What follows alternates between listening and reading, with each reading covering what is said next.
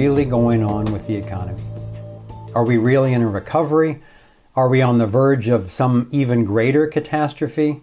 Or is it perhaps something else entirely?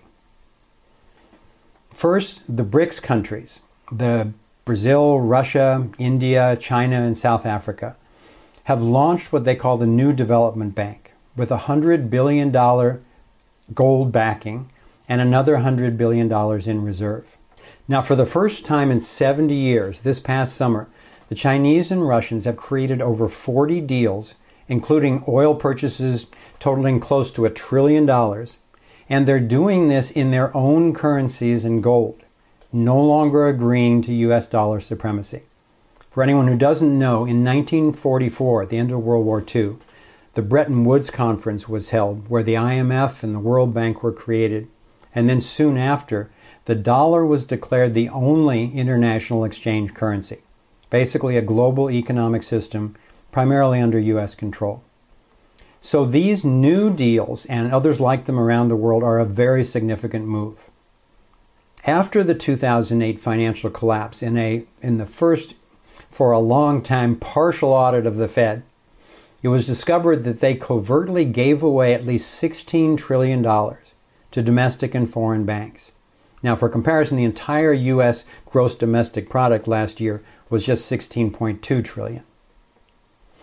Currently, the too big to fail banks globally are carrying over $700 trillion in derivatives debt, and the Federal Reserve has been printing tens of billions of dollars a month in fake money, putting the burden of repayment on us and on generations to come, and calling it by the lovely name of quantitative easing.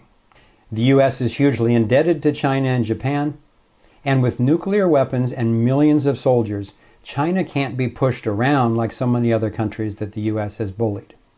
Countries around the world are beginning to reject the use of the U.S. dollars, backed by nothing but the promise of a broke, heavily indebted, imperialist country. The BRICS countries have been patiently checkmating the corrupt cabal that's been destroying the global economy and the environment. And now this BRICS group is creating, as far as we can tell, a more transparent, honest, inclusive, and sustainable alternative. I know it can seem strange to open to the possibility of such vast and beneficial global transformation. But there is a lot of evidence that the world is reorganizing around the fundamental pattern of restoring the wholeness of natural systems.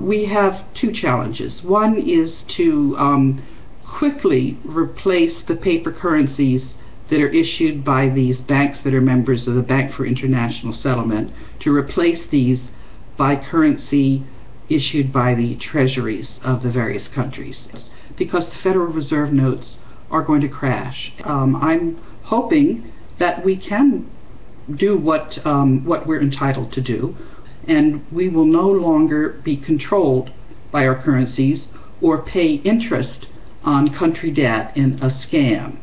We've never done this before.